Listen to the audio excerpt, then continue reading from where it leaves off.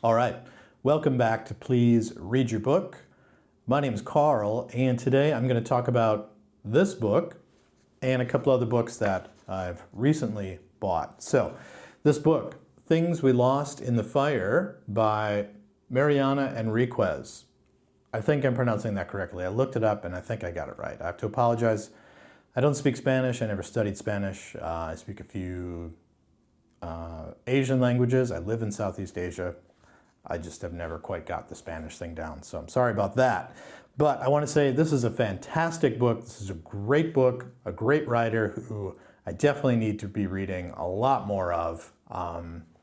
Yeah, so I'm going to talk about this. I got this book, I kind of bought it on a whim. I don't know why. I always talk about why I bought books. I guess I just think that that's interesting.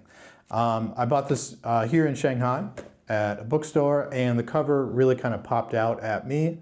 I really liked the style of artwork and the design of it, and I think that's always an important aesthetic thing when you're buying a book, especially a physical book. And I noticed that she was blurbed as having been shortlisted for the International Booker Prize for a different book, The Dangers of Smoking in Bed, which I had heard of before, but I had not heard of this book.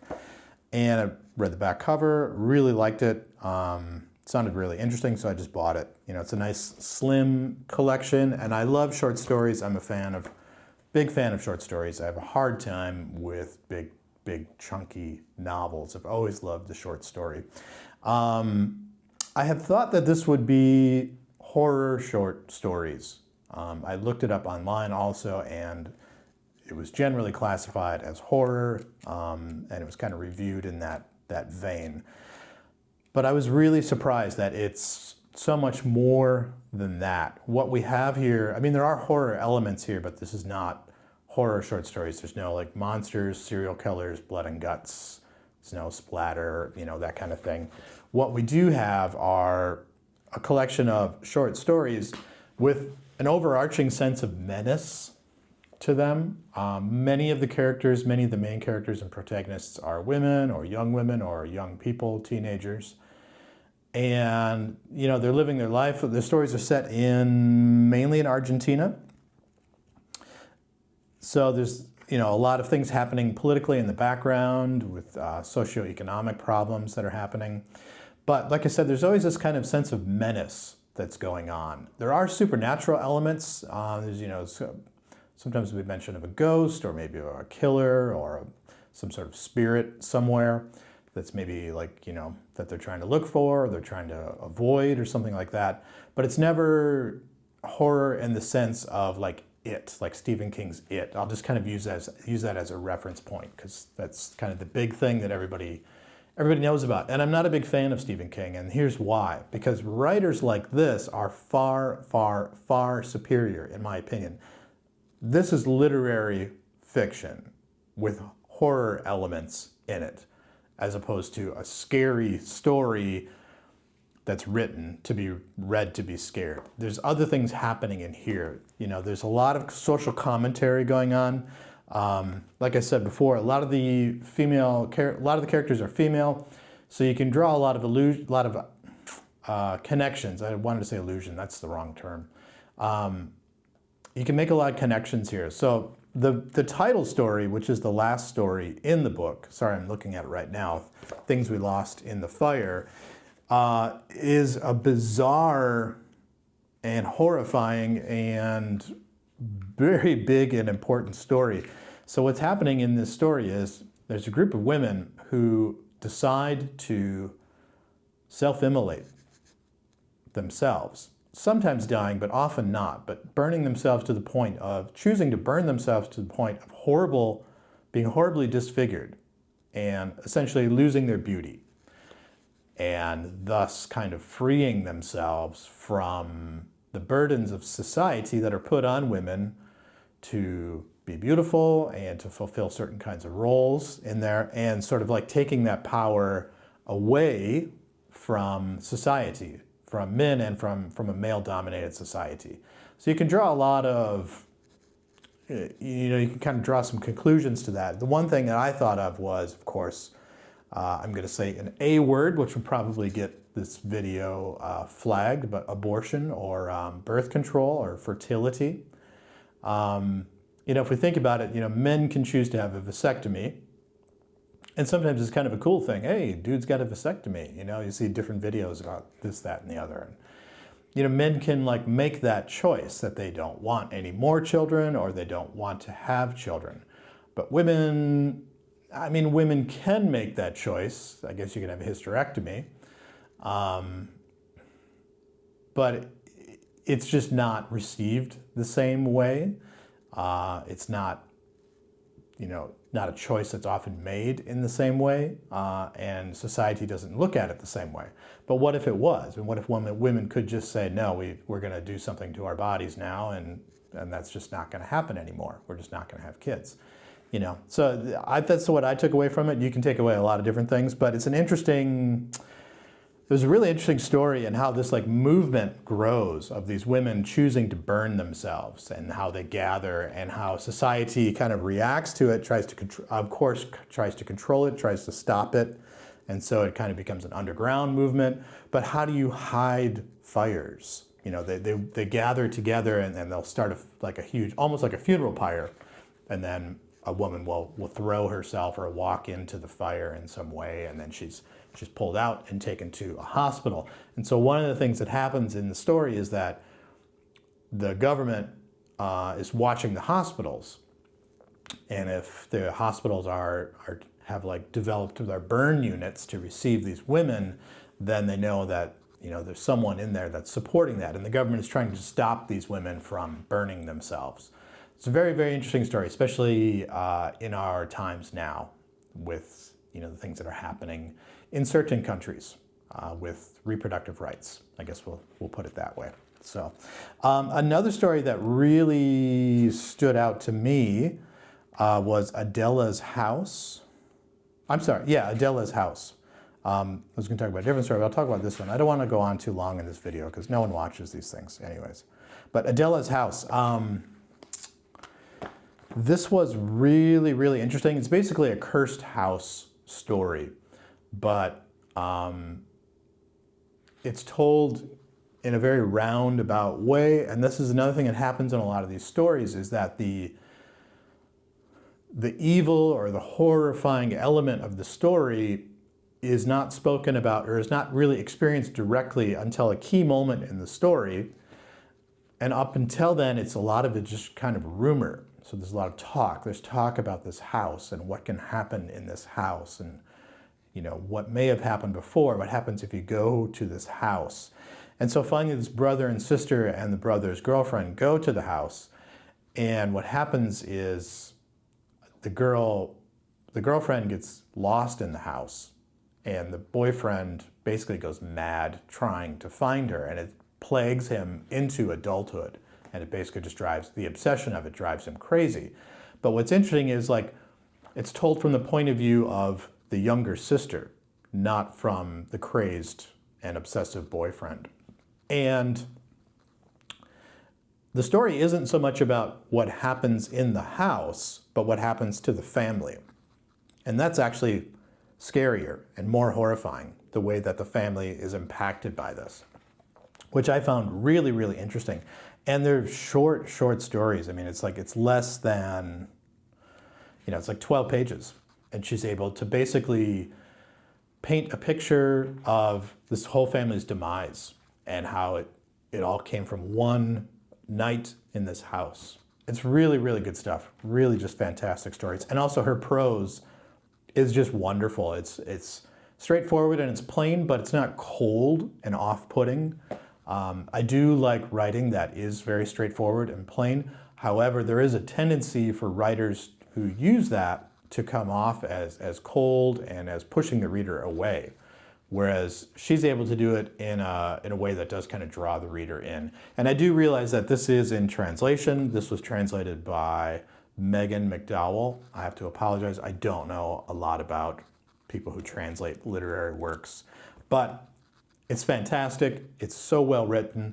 If you are interested in some short, punchy, short stories, I would definitely recommend this. I kind of think of it, I meant to mention this earlier, once I started to read these stories, I immediately thought of Burroughs. And Burroughs has some short stories that are kind of science fiction-y, kind of horror, but they're just kind of strange and weird. And that everything, it'll take what elements of the normal world, and then there'll be some sort of strange twist that's put on it. And you realize that we're not in the Burroughs stories, we're not in the normal world. We're in some sort of strange reality. And yet it's all very real, and yet the struggle of the protagonist or the antagonist is very real. And that's how these stories are. Like I said, there's a lot of stories of young women, of families, socioeconomic things that are happening, poverty, families that move around, teenagers that are growing up without much parenting going on. They get into drugs and alcohol and that kind of stuff. So it's very, very good stories. Also reminded me a lot of the short story collection, The Informers by Bret Easton Ellis, which is probably my favorite Bret Easton Ellis book. Again, austere, punchy fiction with an underlying and underpinning sense of menace to it. And I remember there are some short stories in there where the characters are talking about, and there's rumors about some vampires and some disappearances linked to the vampires. And yet the story isn't about the hunt for the vampires, but yet that's kind of in the background, and that fear is kind of shaping the events of the story. It's kind of shaping the narrative, which is what I thought made this really great. So I need to find more of her work. I definitely need to read this other collection of hers, The Dangers of Smoking in Bed. And I do believe she has a novel that just came out recently. I should have written this down. I'm terrible at these things. So there you go. Things We Lost in the Fire. Great collection, short, punchy, sharp horror short stories, but not horror in the sense of monsters and demons and blood and guts and all that kind of stuff. It's definitely of a much more literary vein, like I said, of a Bret Easton Ellis type, of a Burroughs type, where things seem okay, but there'll be one strange event which twists around reality for the characters and for the readers too. Like suddenly you realize, like, wait a minute, what am I reading? What's happening here? What is the story actually about? Very, very good stuff. So there's that. I want to talk about a couple of books that I've recently bought. I'm not going to do a book haul. I've got a big stack of books here. I guess I'll show it. I have a problem. I buy books. I got to stop buying books. It's nearly the end of the year anyways, so it's a good time to just kind of like change gears. I'm going on a nice long holiday, so I'm going to do some good reading. A couple of things I do want to show. My reading has really like changed, and so I'm going to show these books and talk a little bit about that. Again, trying to keep this video kind of short and not too rambly. First one, Dawn by Octavia Butler. I've been kind of wanting to read science fiction again, but not kind of the usual stuff. So this one kind of stood out to me. This is one of the Lilith's Brood novels. I guess I'll show it again. I read about half of this a few years ago, and for some reason I just stopped. So I'm going to come back to it again. It seems to be happening to me a lot lately, of like trying to finish things that I didn't start before. Maybe something I need to do with my life. Anyways, yeah. So it's kind of about something has happened. Earth is uninhabitable for some reason. I can't remember. A select group of humans has been rescued by benevolent aliens, or so we think. One of them is this character, and I think she basically has to kind of restart humanity. So I don't remember much about it. I know it's been getting talked about a lot on BookTube again. I guess maybe that kind of subconsciously pushed me to read it. But I am planning to read this probably January or February while I'm on holiday. And it's a nice paperback, so it'll be something good to read poolside or good to read on the beach. Next one, and this is kind of showing you where I'm going with my reading. I don't know what's happened. The Atrocity exhibition by J.G. Ballard. And I'll talk about this other book at the same time, Interzone by William S. Burroughs. So two weird books, one definitely weird writer, one respectable writer. I have another Ballard book here too. I won't go into it, but it's The Drowned World. I read both of these books when I was about 17 or 18, when I was just too young to really like grasp what I was reading, which is not to say that they have like metafictional, big illuminating ideas, but they're experimental books, experimental fiction. This book kind of comes out of Burroughs. I think this is remnants that did not, or snippets that did not make it into Naked Lunch and Junkie. And Naked Lunch is, of course, Burroughs' most famous book, which is also just like a totally weird book. But he was doing a lot of experimental things with his fiction, of like cutting up paragraphs and chapters and reassembling them, irregardless of whether it made sense. So looking forward to that. Pretty weird book. I had been trying to buy Queer, but I can't seem to find it here in Shanghai. I think the print run that was available has been sold out. I mean, you can buy it here. It's not like it's banned or anything like that, but it just, I guess they need to go into another print run or something like that. Or, I wanted to read it because the movie has come out, which is not showing here in Shanghai. I'm not going to go into that. I wanted to read the book and then see the movie, so I hope I can get my hands on the book. I might have to get it on my Kindle, which I hate doing now because anyways.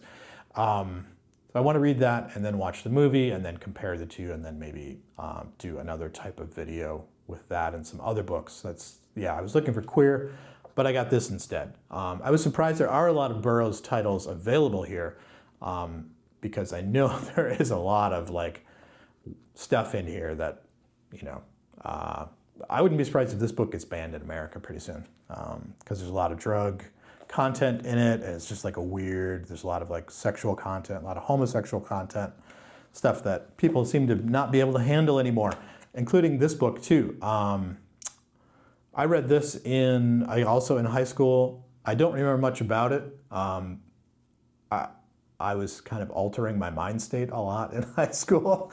So I just remember that it's weird and it fixates a lot on sex and violence. So I'm looking forward to rereading this, and I've got some other J.G. Ballard that I want to read too. I feel like my reading interest has kind of shifted towards more experimental stuff. The other one I picked up again, I don't know why I said again. Again, because this was a Booker Prize book. Oh, this won the prize. This won the Booker Prize in 2021. So At Night, All Blood is Black by David Diop. I've had this book on my radar for a long time, and I saw it was available in a bookshop here. They had a nice display actually of Booker Prize winners and Booker nominees and that kind of stuff. I've got also a Rachel Kushner book. I've been wanting to read this for a long time, and I definitely will read it. It's a nice, slim, short novel. I always love short novels and short stories. I think that it's a very underappreciated art form, and I think it's a much more difficult type of writing. This is set in World War I. It's a story of two Senegalese soldiers fighting for the French, and I think it's set over a series of nights. One of the soldiers has died, and the other kind of just goes off the deep end. All the savagery and all the death around him has kind of like seeped into his mind, basically. I don't know much beyond that other than it was really well received. I've been wanting to read it for a long time, so I was very happy to get that. I'm also going to talk about this book, The Salt Grows Heavy, Cassandra Khaw. Probably mispronounced that name also.